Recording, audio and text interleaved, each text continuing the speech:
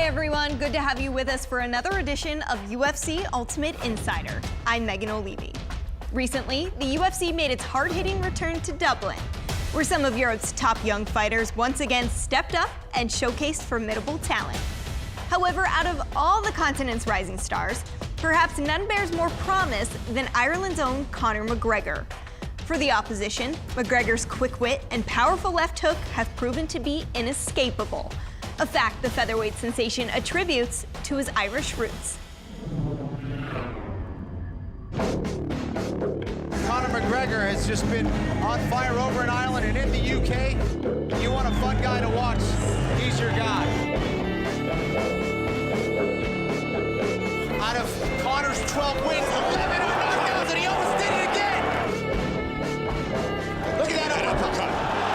This is why everyone's been talking about Conor. It's all over.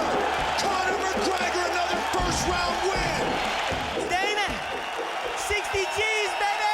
I think someone is calling out for knockout of the night.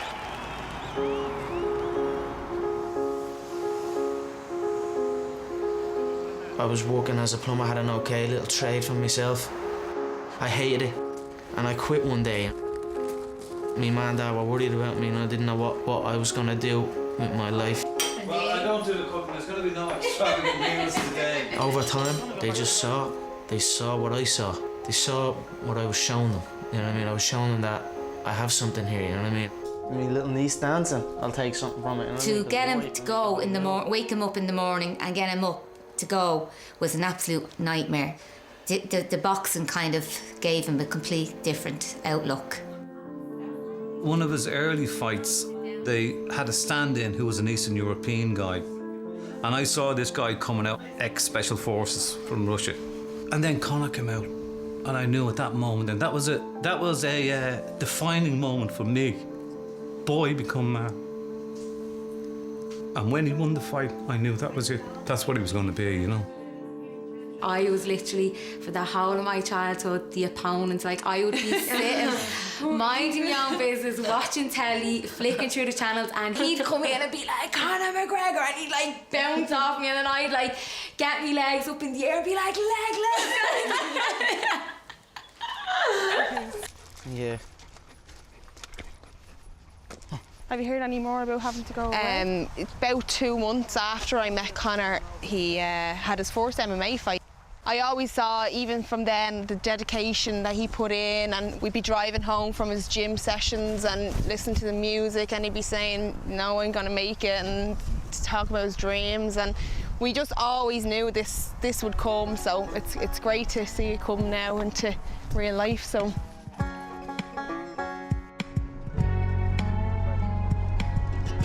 I was always a small kid. I was always the smaller guy, you know what I mean? So I wasn't picked on, but there was a few incidents like that. As the little guy, you know what I mean? I just wanted to be able to defend myself, so I started doing it so people wouldn't say anything, you know? So people just leave me alone. And then it just took over. Then it just became an obsession.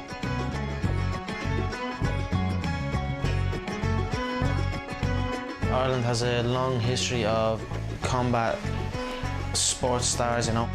We've always been known to have a scrap and fight to the end, you know what I mean? So I'm no different. We've been tight for 7 years, and we'd always be talking about different fights, and it could be 2 a.m. and he'd message me about a video about 2 gorillas wrestling. And he was amazed by this and sent me the video and was talking about it. See the way they're moving, and what, do you think we could do that? And you know, he's got just a real fascination about how the human body works. And to be the first guy leading the way for mixed martial arts in this country, it fills me. That alone gets me to the gym. That alone makes me work harder than other people, you know. You're never there. You know, I'm not, you know, I'm saying, oh, I got here. I'm never anywhere, you know. There is no end to this. I'm gonna just keep going. There's no, success is never final, you know what I mean? You just keep going. You ever hear the saying, like, it's hard to get up and run when you're wearing silk underwear? As if to say, like, you know, I made money, I made some money, it's hard to actually get up and motivate. But I've got a foolproof plan. When you get your money, spend every penny of it. Blow it all. Until you're actually broke come the next fight. So you're just as hungry as you were before the first one. So I'm in the process of blowing every penny of that Every penny of it, yeah? Something about a good suit. I don't know, a good suit just, you know, you can take on the world in a good suit, you know? You know what I mean? I'm hungry again, I'm starving again, I need to get in there and get that money and get that bonus, you know? There's some good guys that could get some good finishes, but I know for a fact I'm gonna get one of them bonuses again. Too many bums are walking in to these press conferences and doing all their interviews in their stupid little shorts, their stupid little t-shirts, all the on it, you know, they don't look good. I walk in a suit, diggy bow, handkerchief, cufflinks, you know what I mean? Look professional.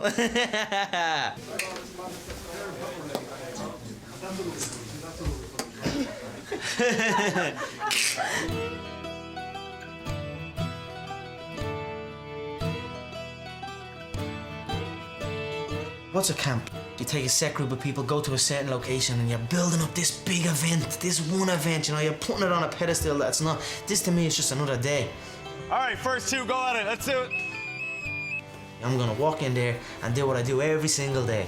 You know what I mean? And that's it, just have fun, try and learn, try new stuff, you know, practice new things, and that's the way we approach it. Hi. It was exactly what I said it was gonna be. I said I was gonna get here. People said I wasn't. I said I was gonna put the guy away earlier. People said I wasn't. I'm just gonna keep doing what I'm doing, keep proving people wrong and proving myself right.